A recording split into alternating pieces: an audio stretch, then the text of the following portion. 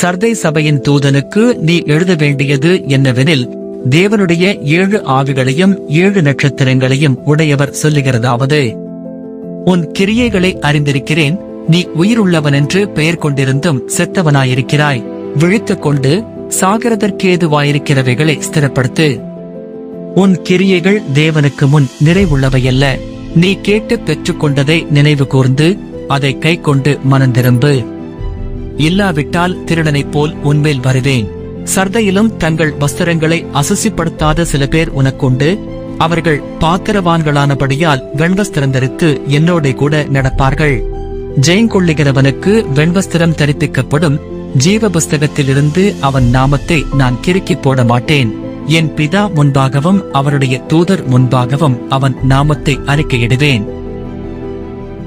ஆவியானவர் சபைகளுக்கு சொல்லுகிறதை காதுள்ளவன் கேட்க கடவன் என்றெழுது. பிலதெல்பியா சபையின் தூதனுக்கு நீ எழுத வேண்டியது என்னவெனில், பரிசுத்தமுள்ளவரும் சத்தியமுள்ளவரும் தாவீதின் திறவுகோலை உடையவரும் ஒருவரும் பூட்டக்கூடாதபடிக்கு திறக்கிறவரும் ஒருவரும் திறக்கக்கூடாதபடிக்கு பூட்டுகிறவருமாயிருக்கிறவர் சொல்லுகிறதாவது: உன் கிரியைகளை அறிந்திருக்கிறேன். உனக்கு கொஞ்சம் பெலன் இருந்தும் நீ என் நாமத்தை மறுதலியாமல் என் வசனத்தை கை கொண்டபடியினாலே, இதோ திறந்த வாசலை உனக்கு முன்பாக வைத்திருக்கிறேன், அதை ஒருவனும் பூட்டமாட்டான். தங்களை யூதர் என்று பொய் சொல்லுகிறவர்களாகிய சாத்தானுடைய கூட்டத்தாரில் சிலரை உனக்கு கொடுப்பேன். அவர்கள் உன் பாதங்களுக்கு முன்பாக பணிந்து நான் உன்மேல் அன்பாயிருக்கிறதை அறிந்து கொள்ளும்படி செய்வேன்.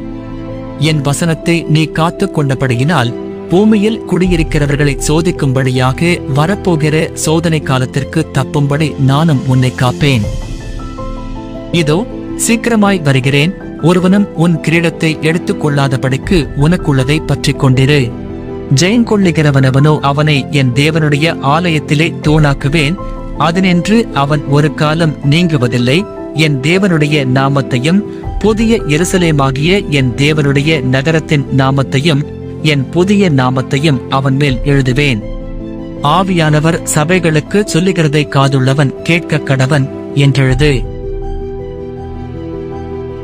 லவோதிக்கேயா சபையின் தூதனுக்கு நீ எழுத வேண்டியது என்னவெனில், உண்மையும் சத்தியமும் உள்ள சாட்சியும் தேவனுடைய சிருஷ்டிக்கு ஆதியுமாயிருக்கிற ஆமென் என்பவர் சொல்லுகிறதாவது: உன் கிரியைகளை அறிந்திருக்கிறேன்.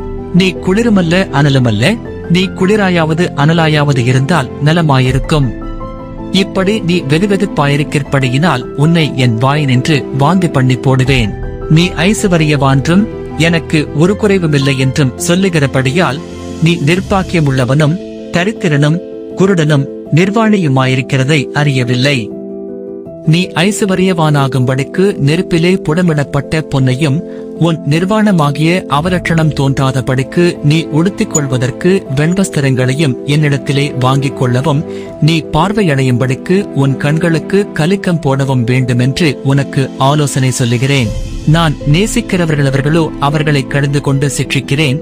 ஆகையால் நீ ஜாக்கிரதையாயிருந்து மனந்திரும்பு. இதோ வாசற்படியிலே நின்று தட்டுகிறேன். ஒருவன் என் சத்தத்தை கேட்டு கதவை திறந்தால் அவனிடத்தில் நான் பிரவேசித்து அவனோடே போஜனம் பண்ணுவேன், அவனும் என்னோடே போஜனம் பண்ணுவான். ஜெயங்கொள்ளுகிறவனவனோ அவனும் என்னுடைய சிங்காசனத்தில் என்னோடே கூட உட்காரும்படிக்கு அருள் செய்வேன். ஆவியானவர் சபைகளுக்கு சொல்லுகிறதை காதுள்ளவன் கேட்க கடவன் என்றெழுது. வீடியோ பிடிச்சிருந்தா லைக் பண்ணுங்க, ஷேர் பண்ணுங்க. அடுத்த வீடியோக்களுக்கு சப்ஸ்கிரைப் பண்ண மறக்காதீங்க. தேவன் உங்களை ஆசீர்வதிப்பாராக.